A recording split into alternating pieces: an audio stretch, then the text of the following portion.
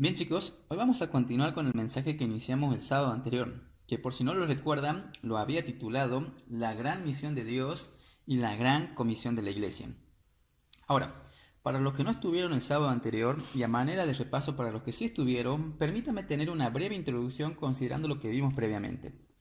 Habíamos dicho que este mensaje se basaba en las conocidísimas palabras de nuestro Señor Jesucristo en Mateo capítulo 28, versículo 18 al 20,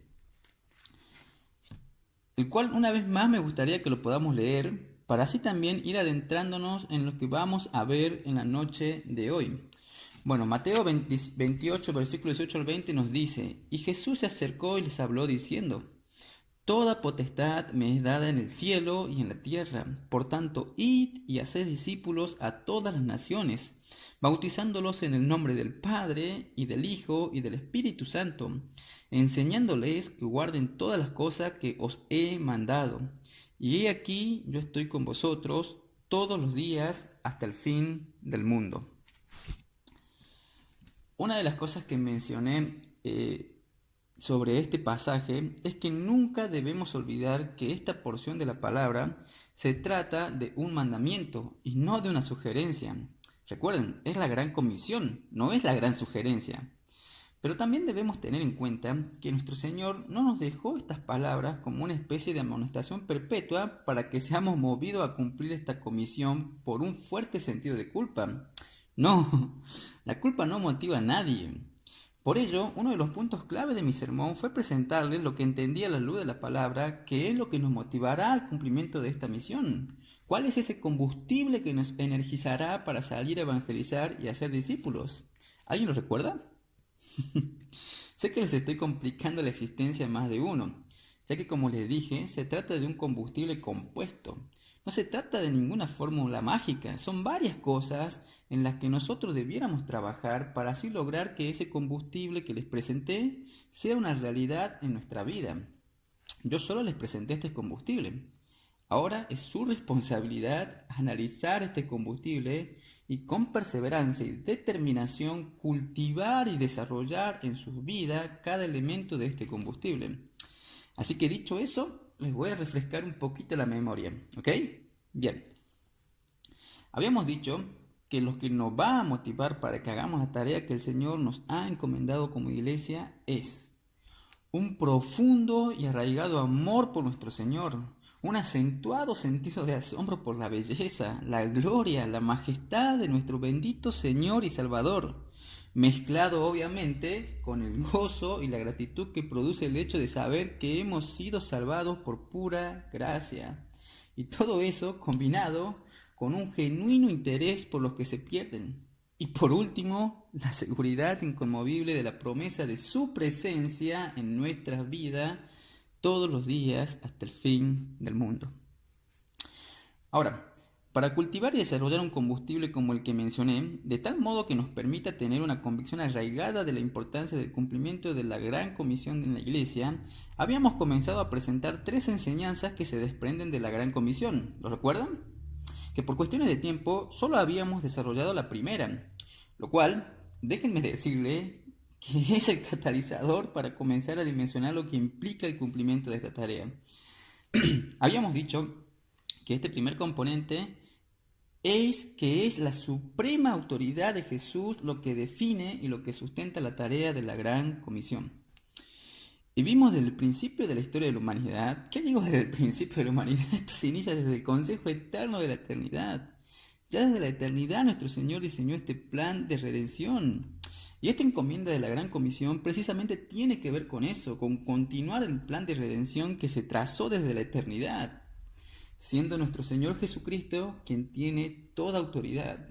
Por eso, cuando nuestro Señor nos dice, id y haced discípulos a todas las naciones, en otras palabras lo que el Señor está diciéndonos en Mateo 28 es, vayan y prediquen este evangelio, porque yo soy el soberano del universo, nada ni nadie puede impedir que las ovejas escogidas por mi Padre vengan a mí para comenzar a ser restauradas a la imagen de Dios. No hay autoridad en el mundo ni en todo el universo que pueda impedir eso.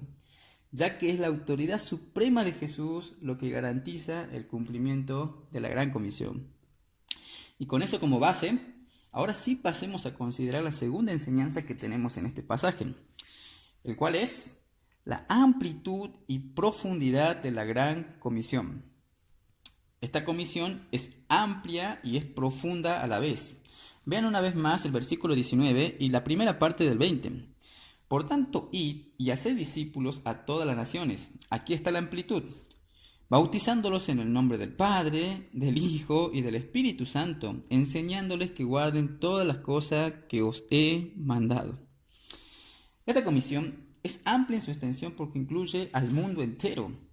Y esto nos quiere decir que no hay un salvador para los judíos, otro para los chinos, otro para los estadounidenses y otro para los hispanos. No, todos los hombres de todas las culturas, de todas las razas, de todas las religiones tienen que arrepentirse de sus pecados y confiar únicamente en Cristo, o de lo contrario se perderán. Juan 14:6. El Señor dice allí, ¿qué nos dice el Señor allí?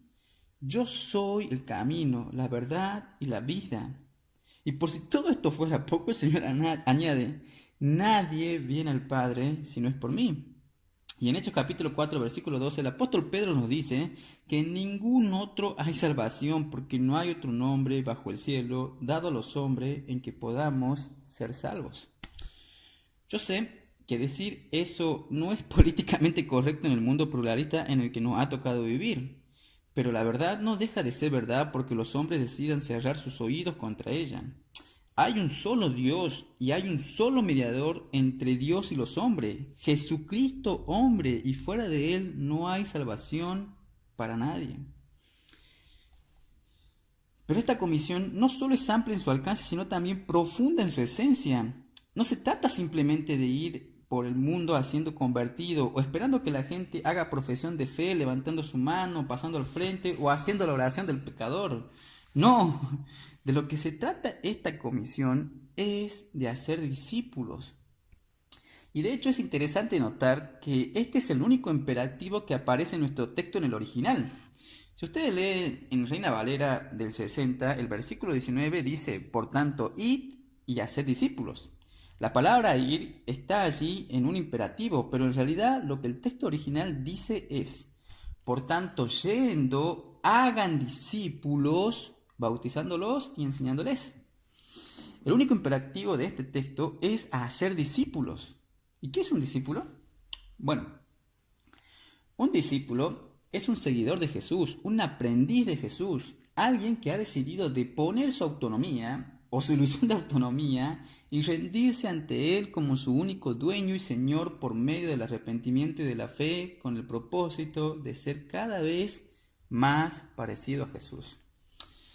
De manera que la encomienda que Jesús ha dado a su iglesia es que vayamos por todo el mundo con el propósito de que todo tipo de persona, con todo tipo de trasfondo cultural, étnico o religioso, venga a ser seguidores de Jesús, vengan a ser adoradores de Jesús, vengan a ser personas que solo confíen en Jesús y anhelen de todo corazón obedecer a Jesús y vivir para Él. En otras palabras, podríamos decir que nosotros estamos llamados a hacer algo imposible. Porque, ¿cómo tú haces que un musulmán deje de ser musulmán y crea en Jesús como su único Dios? ¿Cómo tú haces eso? Bien, ¿alguien recuerda la conversación del joven rico con Jesús? ¿Alguien la recuerda? Ok, para quienes no lo sepan, el relato cuenta que un joven rico se acerca al Señor preguntándole qué debía hacer para ser salvo. Pero después de un tiempo de conversación donde Cristo le expone el Evangelio, tristemente el joven se marcha porque no estaba dispuesto a sacrificarlo todo por seguir a Jesús. Ahora, toda esta escena la observaron los apóstoles, quienes, asombrados en gran manera, dicen, entonces, ¿quién va a poder ser salvo? Y ante esta pregunta, Cristo les dice, para los hombres es imposible. Él no les dijo, perdón, ustedes no entendieron, es difícil, pero si tratan y hacen el esfuerzo. No, es imposible. Y luego agrega, pero no para Dios. Para Dios todo es posible. incluyendo el hecho de convertir a un musulmán, de convertir a un budista, de convertir a un hindú, hasta de convertir a un ateo y hacerlo cristiano. Para Dios todo es posible. Ahora, volviendo a la definición de un discípulo, yo creo que una de las definiciones más precisas que encontramos en el Nuevo Testamento acerca de lo que es un discípulo lo encontramos en Efesios capítulo 4, versículo 20. Allí dice: mas vosotros no habéis aprendido así a Cristo. Qué extraño es eso, ¿verdad? ¿Cómo se aprende una persona? Lo que Pablo nos dice es que nosotros, que nos hemos rendido ante el Señor y ahora somos sus discípulos, debemos aprender a Jesús. O sea, no es simplemente aprender un conjunto de doctrinas, eso no es discipular. Lo que tenemos que enseñar a otro es a una persona, es a Jesús. Una persona a quien la Biblia señala en Colosenses capítulo 1, versículo 15, como la imagen visible del Dios invisible. Y ahora, noten la conexión con Génesis 1. ¿Cuál fue la encomienda a Adán y Eva? ¿Lo recuerdan? Es lo que le pedí que guardaran en el disco duro el sábado anterior. ¿Cuál fue la encomienda a Adán y Eva? O sea, ¿con qué propósito Dios creó a Adán y Eva? ¿Cuál era ese propósito? Llenar la tierra de imágenes vivientes de Dios. Pero Adán fracasó. Ahora, ¿quién es Jesús? Bueno, los chicos de discipulado seguramente me van a poder dar muchas respuestas porque es algo que estuvimos considerando mucho en la etapa anterior. Pero en este mensaje quisiera que respondamos esta pregunta y pensemos lo que estuvimos viendo. ¿Quién es Jesús? Y lo primero que quisiera decirles es que Él no fue creado a la imagen de Dios. Él es la imagen de Dios.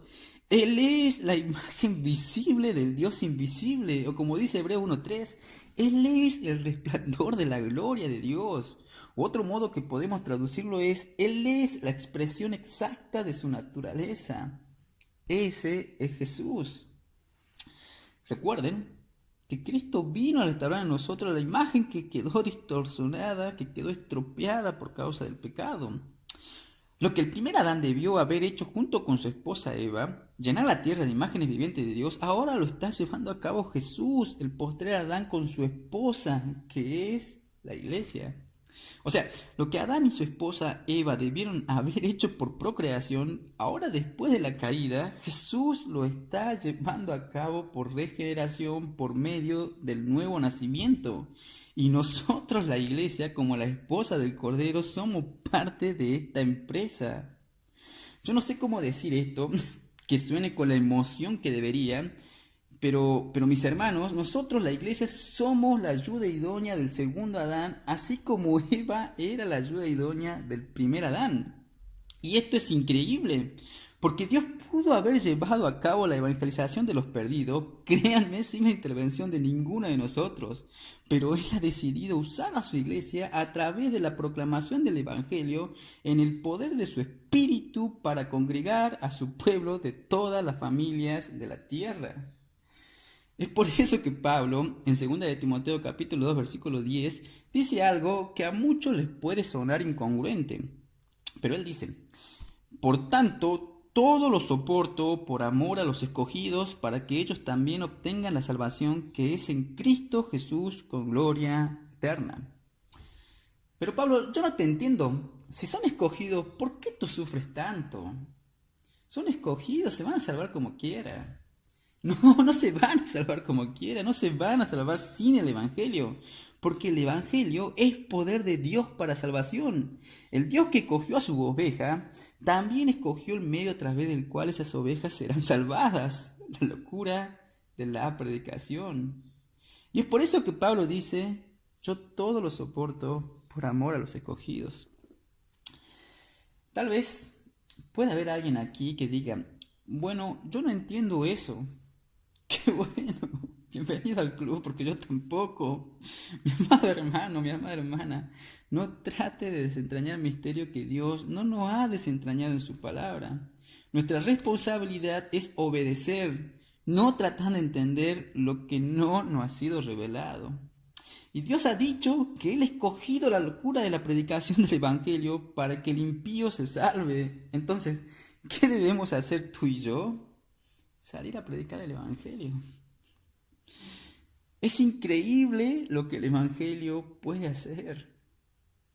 Pablo en 2 Corintios capítulo 4, versículo 3 nos dice: pero si nuestro Evangelio está aún encubierto entre los que se pierden, está encubierto, en los cuales el Dios de este siglo cegó el entendimiento de los incrédulos para que no les resplandezca la luz del Evangelio de la gloria de Cristo, el cual es la imagen de Dios.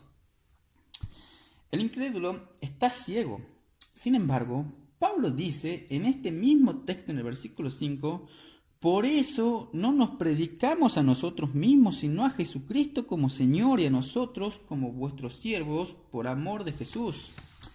Otra vez, Pablo, no te entiendo. Si el incrédulo está ciego y él no puede ver la gloria de Jesús que se revela en el Evangelio, ¿por qué tú predicas? ¿O por qué nosotros tenemos que predicar? Respuesta, versículo 6. Porque Dios, que mandó que de las tinieblas resplandeciese la luz, es el que resplandeció en nuestros corazones para iluminación del conocimiento de la gloria de Dios en la faz de Jesucristo. La razón por la que Pablo predicaba el Evangelio, a pesar de que el pecador está ciego, está muerto en su delito de pecado, es porque es a través de la predicación, es en el contexto de la predicación que el Espíritu Santo viene con poder y le dice a un hombre que está muerto en su delito y pecado, a un hombre que está ciego a la hermosura, a la belleza, a la gloria de nuestro Señor y Salvador: sea la luz. Y de repente el pecador ve lo que nunca antes había visto, que Jesucristo es incomparable. Pero eso ocurre solo en el contexto de la predicación del Evangelio. Es por eso que Pablo también dice en 2 Corintios capítulo 5 versículo 20: así que somos embajadores en nombre de Cristo, como si Dios rogase por medio de nosotros. Os rogamos en nombre de Cristo, reconciliaos con Dios. La idea del texto en el original es algo como esto: somos embajadores porque de hecho Dios os habla por medio nuestro. Es por eso que digo que esta es la gran misión de Dios. Esta misión fue diseñada por Dios, esta misión es llevada a cabo por Dios.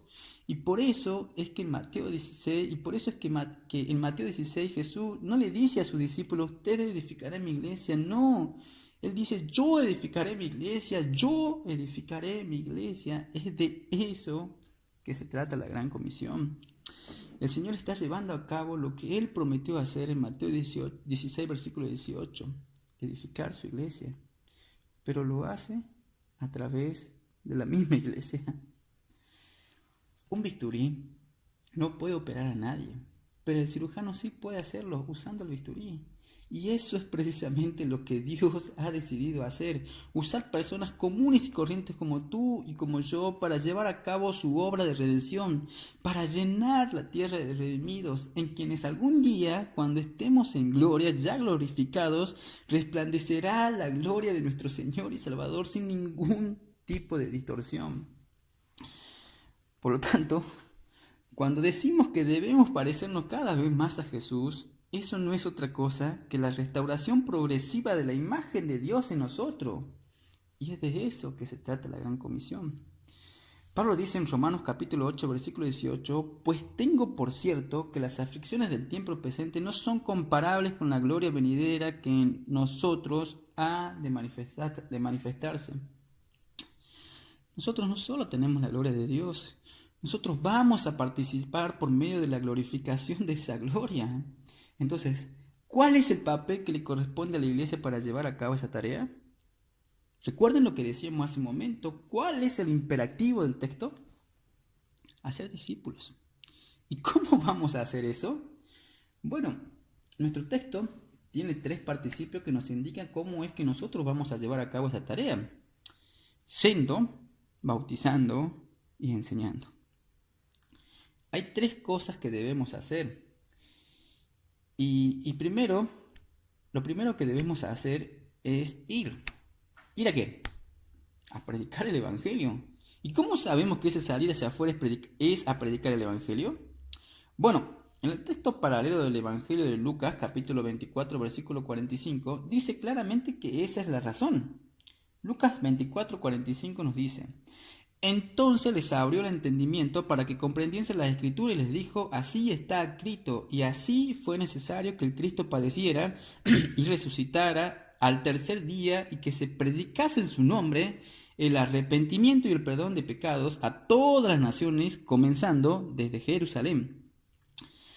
Debemos salir a proclamar la buena noticia de que Cristo, el Hijo de Dios encarnado, pagó nuestras deudas en la cruz del Calvario y que en Él hay perdón y vida eterna para todo aquel que cree. En otras palabras, Dios nos está dando el privilegio de usarnos como bisturí para hacer una operación de corazón abierto, donde va a cambiar corazones de piedra en corazones de carne, y lo va a hacer a través de la proclamación del Evangelio. Eso es lo que ocurre cuando Dios aplica el Evangelio en el corazón del pecador en el poder de su Espíritu. Santiago capítulo 1, versículo 18 nos dice: Él de su voluntad nos hizo nacer por la palabra de verdad, para que seamos primicias de sus criaturas. Y lo mismo dice también en 1 de Pedro capítulo 1, versículo 22 y 23. Por medio de la simiente incorruptible de su palabra es que nosotros somos renacidos o nacemos de nuevo. Así que el poder no está en el carisma del predicador o en su oratoria, el poder está en la palabra, el poder está en el Evangelio. El Evangelio es poder de Dios para producir el nuevo nacimiento en personas que están espiritualmente muertas en sus delitos y pecados, como dice Pablo en Efesios capítulo 2, versículo 1 y 3. Pero lo sorprendente de todo esto, mis hermanos, es que Dios ha determinado usar nuestras bocas como instrumento para hacer escuchar esa palabra en el mundo. Se cuenta la historia de un hermano llamado Edwin Duster, que en cierta ocasión él fue a enseñar predicación a un seminario donde no lo conocían y donde él tampoco conocía a los estudiantes. Él llamó al seminario y preguntó si había algún cementerio cerca, y le dijeron que sí hay un cementerio cerca del seminario. Entonces él rentó un colectivo, subió a todos los estudiantes y se los llevó al cementerio, y les dio la primera lección. Les dijo: escojan una tumba. Yo voy a escoger la mía. Y escogió precisamente una donde el difunto se llamaba Jonathan. Y continuó diciendo: ahora yo quiero que ustedes comiencen a predicarle a la tumba a ver si algún muerto resucita. Obviamente todos los estudiantes estaban diciendo: este hombre se volvió loco. Él vio la extrañeza y dijo: parece que ustedes no quieren hacer la tarea, así que yo voy a comenzar. Así que se paró delante de la tumba y comenzó: ¡Jonathan, resucita! Y se quedó esperando. Y dijo: ¿será que no estoy gritando lo suficiente? ¡Jonathan, que te levantes! Por suerte no se levantó. Al rato, Edwin Luster le preguntó a los estudiantes: ¿cómo se han sentido con este ejercicio? Y uno de ellos les dijo: para ser honesto, bastante tontos. Y él les dijo: ¿sabes una cosa, joven? Acostúmbrate a esto, porque eso es lo que tú vas a hacer de ahora en adelante cada vez que prediques el Evangelio: hablarle a muertos para que resuciten.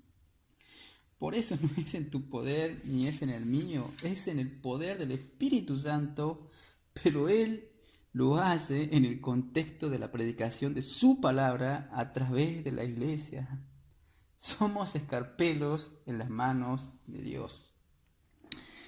Segundo, no solo debemos ir y predicar el Evangelio, sino también bautizar a los que creen en el nombre del Padre, del Hijo y del Espíritu Santo.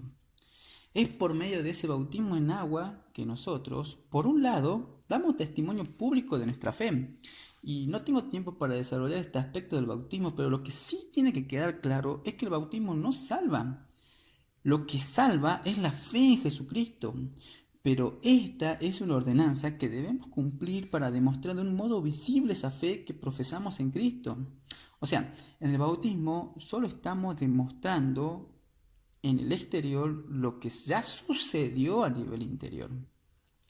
Y por otro lado, a través del bautismo venimos a formar parte de una iglesia local, donde aprenderemos lo que implica en la práctica ser un seguidor de Jesús. En otras palabras, es en el contexto de nuestra interacción con una comunidad de gracia, de pecadores redimidos pero no glorificados, donde tú y yo vamos a seguir creciendo a la imagen de Dios. Es en la iglesia, en una iglesia local. Chicos, es muy fácil decir que amamos a los cristianos de un modo genérico. Lo difícil es amar al hermano que está sentado a mi lado, con quien tal vez tengo algún roce. Eso es lo difícil. Pregunto, ¿cómo ustedes creen que va a crecer el fruto del Espíritu en nuestras vidas? ¿Cómo crece el amor, el gozo, la paciencia, la benignidad, la paz, la bondad, la fe, la mansedumbre, templanza y el dominio propio? ¿En una isla tú solo? No, eso solamente crece en la interacción con los hermanos, cuando tenemos problemas y tenemos que comenzar a usar la palabra de Dios para resolver esos problemas, hablando la verdad en amor. Escuchen cómo describe Pablo a la iglesia en Efesios capítulo 4, versículo 11. Él dice, y él mismo constituyó a unos apóstoles, a otros profetas. Ahora, en Efesios capítulo 2, versículos 20 y 21, vemos que estos son los que pusieron el fundamento de la iglesia. Y el fundamento de una edificación se pone una sola vez y para siempre. Es por eso que ya no tenemos más apóstoles y profetas. Pero el texto de Efesios 4, 11 sigue diciendo, a otros evangelistas, a otros pastores y maestros. ¿Para qué? A fin de perfeccionar a los santos para la obra del ministerio, para la edificación del cuerpo de Cristo, hasta que todos lleguemos a la unidad de la fe y del conocimiento del Hijo de Dios, a un varón perfecto, a la medida de la estatura de la plenitud de Cristo. ¿Ven, mis hermanos, de qué se trata el discipulado? No es simplemente que una persona diga que cree, es que esa persona está siendo transformada de gloria en gloria en la misma imagen de nuestro Señor y Salvador, quien es la imagen visible del Dios invisible. Estamos aprendiendo a Jesús. ¿Y dónde ocurre eso? Eso ocurre, dice Pablo, en el contexto de la iglesia. Él sigue diciendo en el versículo 14, para que ya no seamos niños fluctuantes, llevados por doquiera de todo viento de doctrina, por estratagema de hombres que para engañar emplean con astucia las artimañas del error, sino que siguiendo la verdad en amor, crezcamos en todo en aquel que es la cabeza, esto es Cristo. Siguiendo la verdad en amor. ¿Cuál verdad? ¿Cuál verdad? ¿La que nosotros pensamos? ¿La que nosotros creemos? La verdad de la palabra de Dios. Ahora, como bien ha dicho alguien, la predicación de la palabra es el motor de arranque, pero no termina allí porque esta palabra predicada debe comenzar a resonar en nuestras mentes y corazones mientras cada uno está hablando al otro la verdad en amor. Una vez más, la predicación de la palabra solo es el motor de arranque. Tomando esto, permítanme hacerles la invitación a aprovechar los recursos que tenemos a nuestra disposición y de manera particular el recurso que desde el grupo de jóvenes les estamos ofreciendo, el cual es el canal de YouTube, donde subimos todos los mensajes que se predican aquí, ya que lo cierto es que no llegamos a captar el 100% de lo que se predica, pero con un recurso como este, créanme chicos, que les va a servir para así lograr que la palabra de Dios resuene en nuestras mentes y corazones de tal manera que vamos a poder continuar hablando los unos a los otros la verdad en amor. Por eso Pablo sigue diciendo en el versículo 16, de quien todo el cuerpo bien concertado y unido entre sí por las coyunturas que se ayudan mutuamente según la actividad propia, cada miembro del cuerpo recibe el crecimiento para ir edificándose en amor. Y de ahí el tercer elemento de la gran comisión, enseñándoles. Obviamente debe ser en el contexto de iglesias locales. ¿Y cómo lo sabemos? Bueno, porque primero menciona el bautismo. O sea, nosotros somos bautizados, somos introducidos en el cuerpo de la iglesia local y en ese contexto somos enseñados. En ese sentido, una vez más, no podemos desconectar esta comisión de Mateo 28 con la promesa de Jesús en Mateo 16, cuando Él dice, yo edificaré mi iglesia, ya que es en el contexto de una comunidad de redimidos interactuando con otros redimidos que están en el mismo proceso de santificación en que nosotros aprenderemos a guardar todo lo que Cristo ha mandado, edificando así Él a su iglesia. El Señor no dice enseñándoles todo lo que yo les he mandado, no, es enseñándoles a guardar todo lo que yo les he sugerido, no, todo lo que yo les he mandado.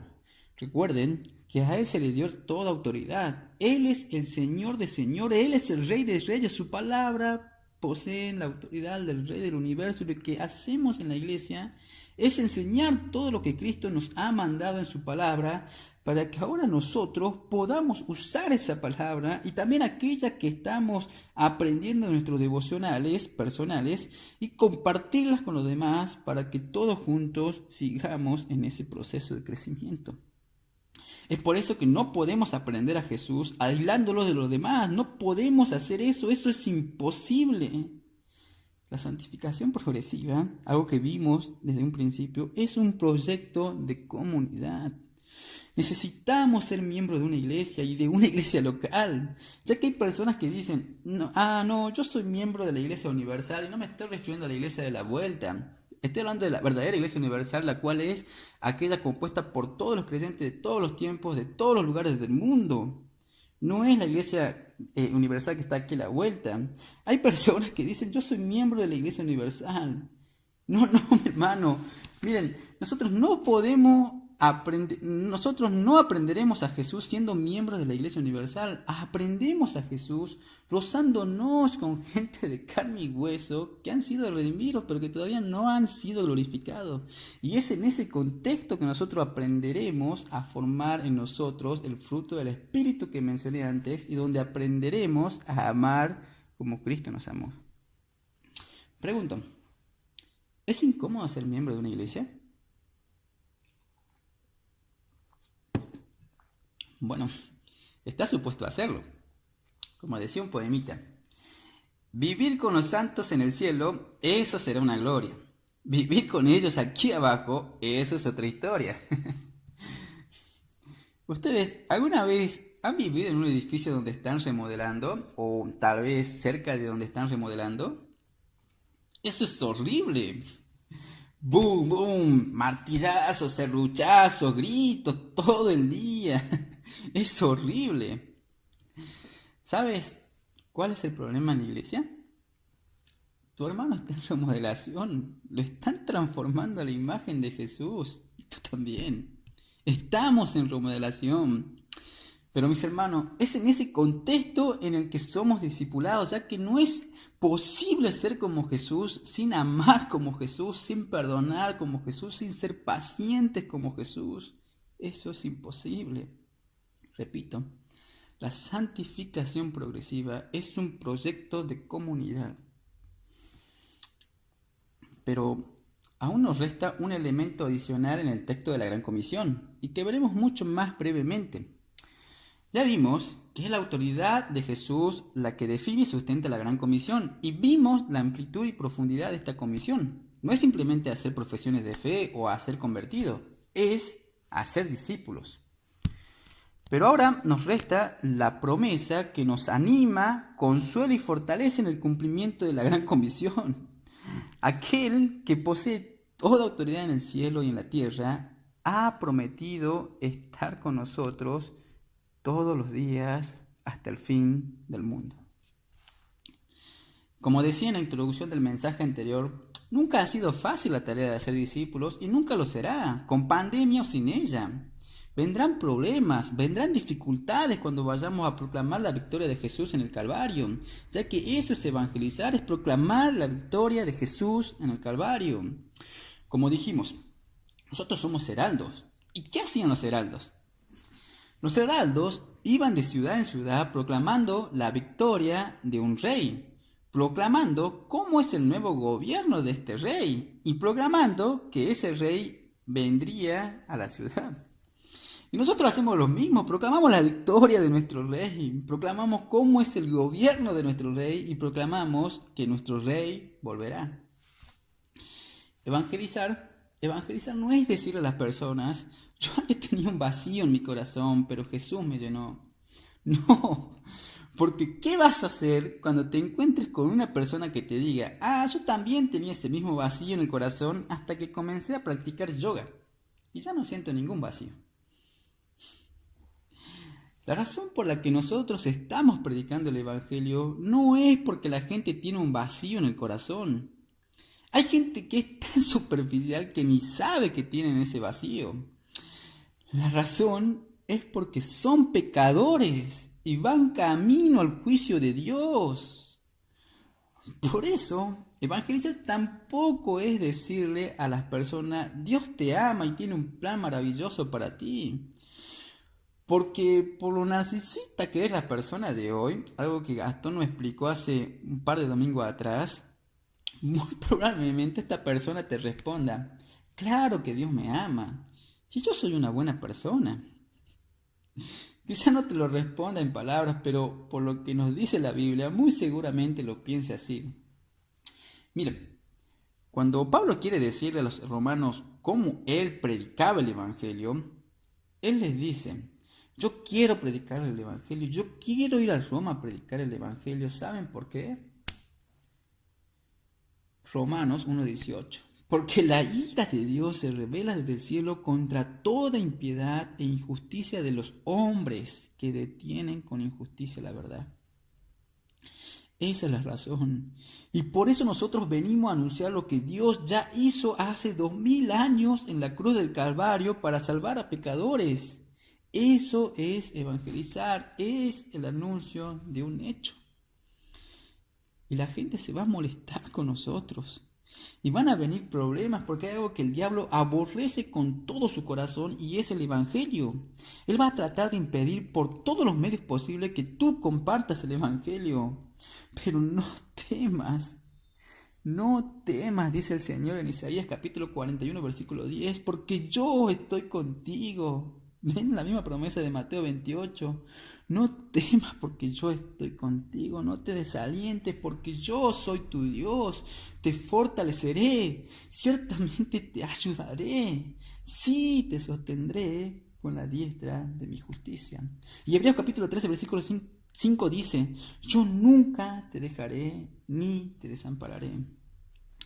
Así que no tengan temor a la hora de salir de su hora de confort, de su zona de seguridad, porque donde quiera que vayan, el Señor dice, yo estaré ahí, estaré con ustedes en cada momento, en cada minuto, en cada segundo de cada día. Y por si todo eso fuera poco, esta promesa no tiene fecha de caducidad, no tiene fecha de vencimiento, es hasta el fin del mundo. Nuestro Señor Jesucristo regresará cuando el número de los elegidos haya sido completado. Mientras tanto, Él promete estar con los suyos todos los días, guardándonos y guiándonos hasta que estemos seguros en su presencia en la casa de su Padre. Es por eso que decíamos al principio que el combustible que energiza la Gran Comisión es un profundo y arraigado amor por nuestro Señor, un acentuado sentido de asombro por la belleza, la gloria, la majestad de nuestro bendito Señor y Salvador, mezclado obviamente con el gozo y la gratitud que produce el hecho de haber sido salvados por pura gracia. Y todo eso combinado con un genuino interés por los que se pierden.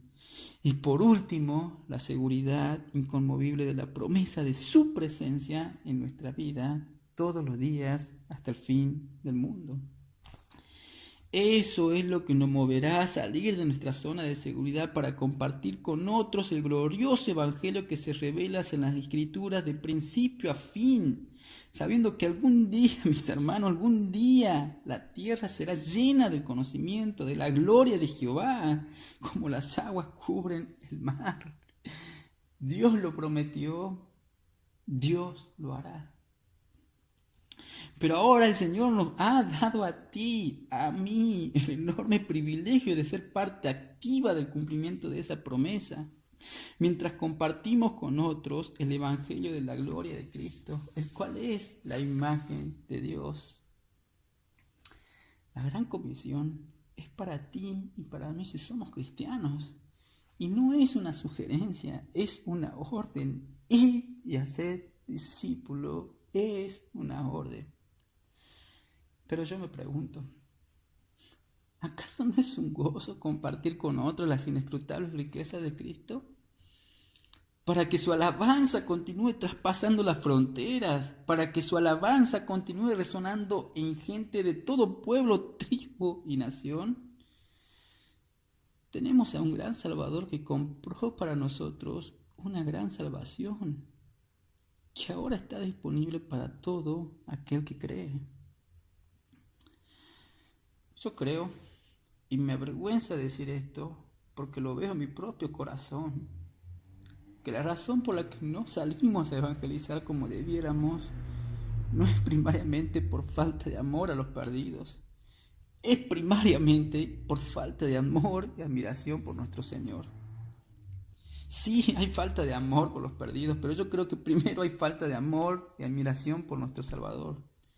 Porque es contemplando su gloria que nosotros somos transformados de gloria en gloria en la misma imagen. Así que no es el sentimiento de culpa lo que nos va a motivar para la tarea de hacer discípulos, sino el amor por nuestro Señor y el asombro de tener a un Salvador como Jesús y disfrutar de una salvación como la que Él compró para nosotros al precio de sangre. Es por eso que debemos pedir en oración lo que el apóstol Pablo pide en oración por la iglesia de Éfeso. Efesios 1:17. Pablo dice: para que el Dios de nuestro Señor Jesucristo, el Padre de gloria, os dé espíritu de sabiduría y de revelación en el conocimiento de Él.